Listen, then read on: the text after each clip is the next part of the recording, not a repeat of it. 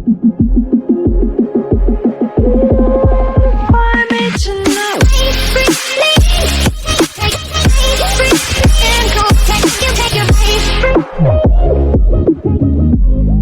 warahmatullahi wabarakatuh. Bertemu kembali bersama saya Firman. Di sini saya akan melanjutkan materi bab 2 dari MTCNA, yaitu tentang networking model.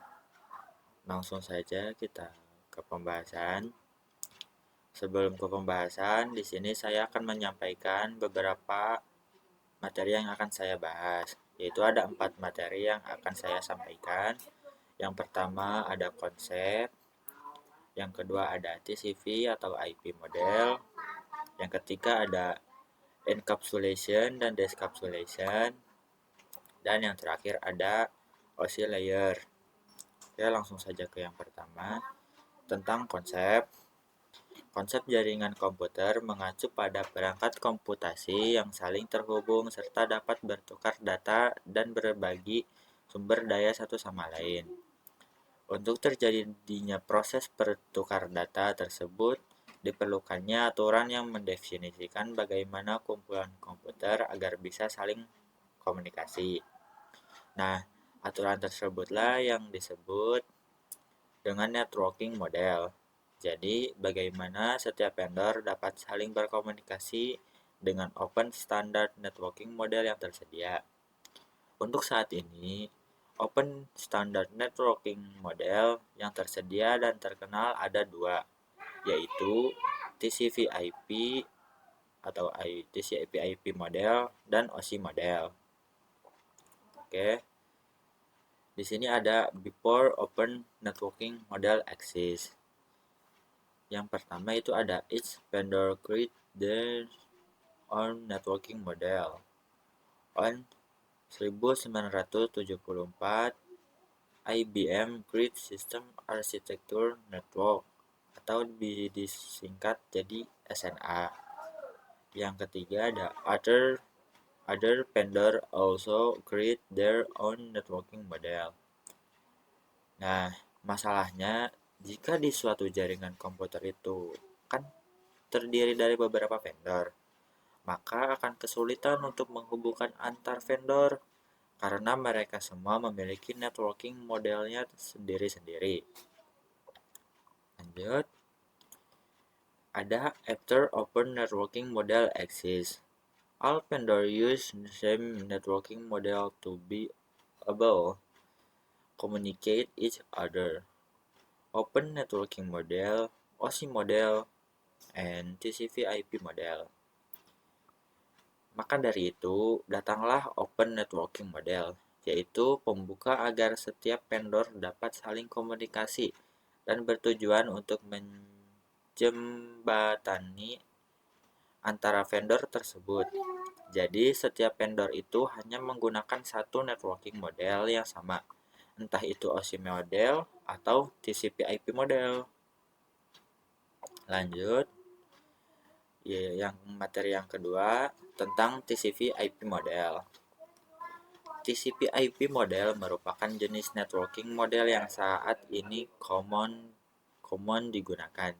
Jadi, TCP/IP model itu mendefinisikan suatu protokol agar antar komputer, utamanya yang berbeda network, itu bisa saling berkomunikasi. Nah, untuk membantu dalam memahami, setiap networking model itu dipecah menjadi bagian-bagian kecil yang disebut sebagai layer. Secara dokumentasi, TCP/IP model terdiri dari 4 layer. Namun, penerapan dalam real network TCP/IP model lebih mudah untuk dibagi menjadi 5 layer. Nah, 5 layer itu yang 4 ada application transport, Ethernet, network access. Nah, lebih mudahnya ada 5, yaitu application, transport, network, data link, dan physical. Selanjutnya, ada TCP/IP application layer. Application layer berfungsi sebagai antar muka dengan aplikasi, mengatur bagaimana aplikasi dapat mengakses jaringan dan kemudian membuat pesan-pesan berskala. Di antara contoh service dan application layer itu seperti HTTP, POP3, SMTP, IMAP, SSH, dan sebagainya. HTTP itu digunakan ketika kita mengakses suatu web server. Di sini ada contoh untuk kita saat mengakses suatu web server. HTTP header data, more data. Di sini request website home ke server dari klien. Selanjutnya ada transport layer.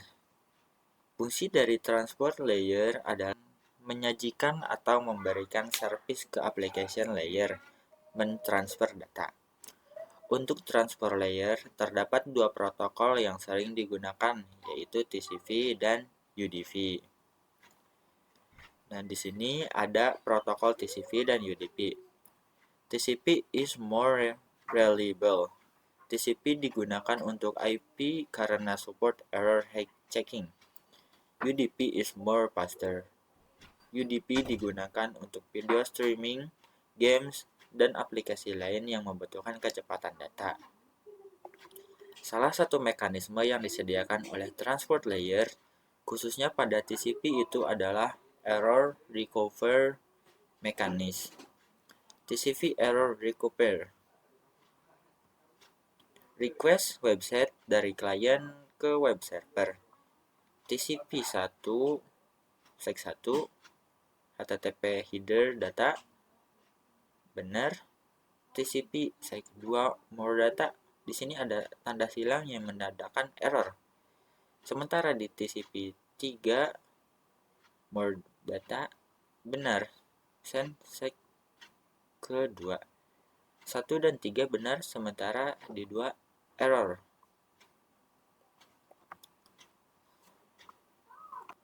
Berikutnya ada network layer. Untuk network layer hanya terdapat satu contoh, yaitu IP. Dan IP menyediakan dua fitur yang sangat penting, yaitu addressing dan routing, yang dimana berfungsi untuk menangani konektivitas dan pemilihan jalur. Setiap perangkat jaringan memerlukan alamat unik di jaringan. 1. Addressing. Jadi, kalau yang di addressing itu bahwa IP itu sendiri, yaitu memberikan nama pada perangkat di jaringan komputer. Kedua, routing.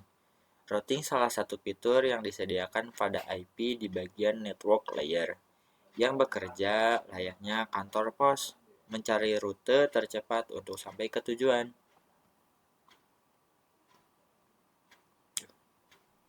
Selanjutnya ada network layer.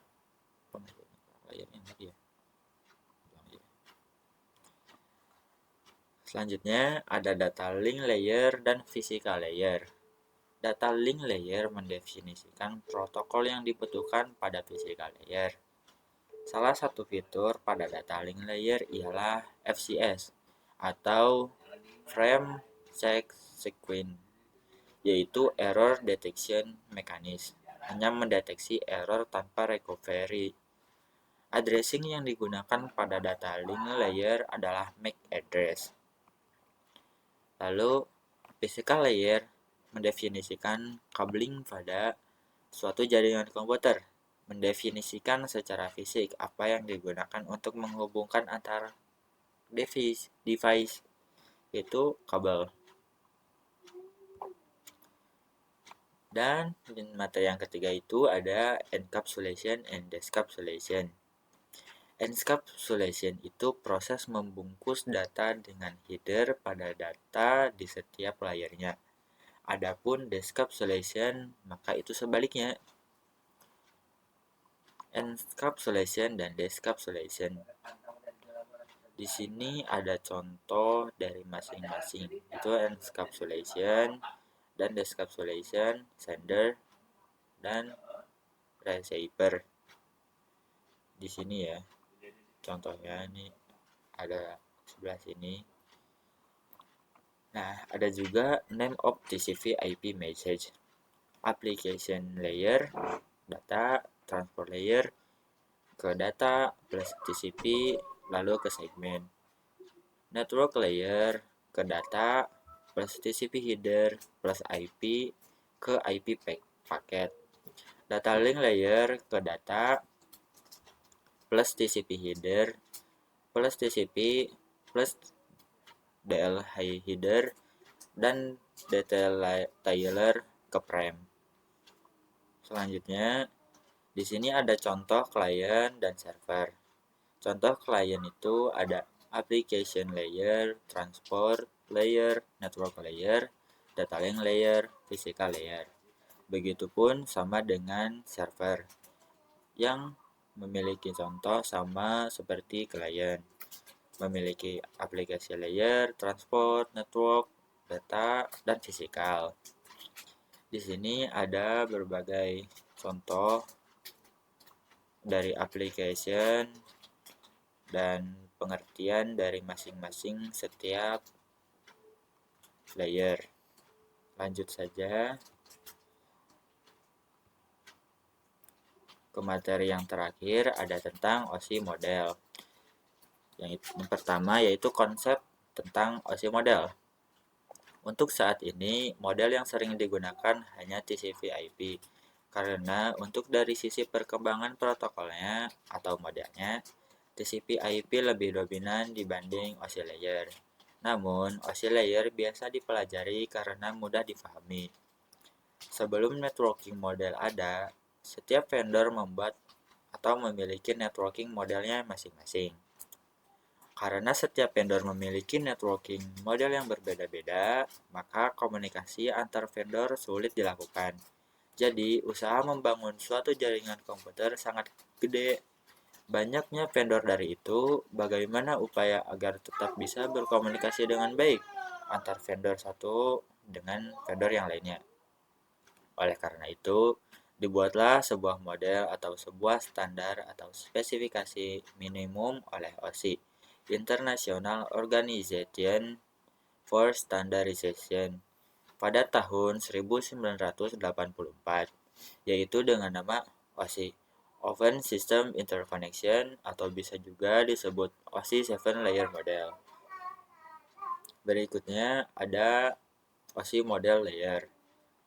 Nah, OSI Model Layer ada 7 macam. Yang pertama ada Application, Presentation, Session, Transport, Network, Data Link, dan Physical. Di sini ada Lower Layer, berkaitan dengan User Interface, Data Formatting, dan Communication Session 1-4. Upper Layer, berkaitan dengan bagaimana data itu mengalir 5-7. Di sini ada OSI model versus TCP/IP model. Bisa dilihat ya perbedaan dari OSI model versus TCP/IP di bagian bawah sini. Yang berikutnya di sini ada penjelasan tentang masing-masing dari layer, cara mereka bekerja itu seperti apa. Nah, yang pertama itu ada physical layer, yaitu layer pertama bertugas untuk mengirimkan data melalui media transmisi. Yang kedua, data link layer, bertugas untuk menambahkan MAC address pada paket.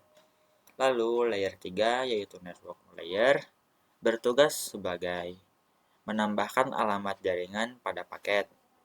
Lalu layer keempat, transport layer, bertugas untuk mengatur flow control, acknowledgement,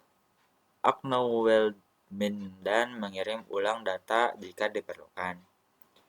Lalu layer kelima, session layer, bertugas untuk membentuk koneksi, kemudian memutuskan ketika seluruh data telah terkirim.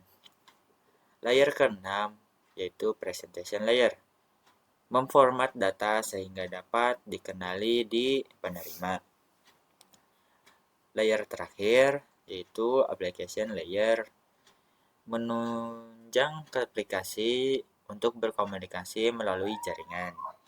Segitu saja materi yang saya sampaikan tentang networking model ini. Maaf bila ada kata yang salah atau kurang mengenan. Saya meminta maaf dan terima kasih. Wassalamualaikum warahmatullahi wabarakatuh.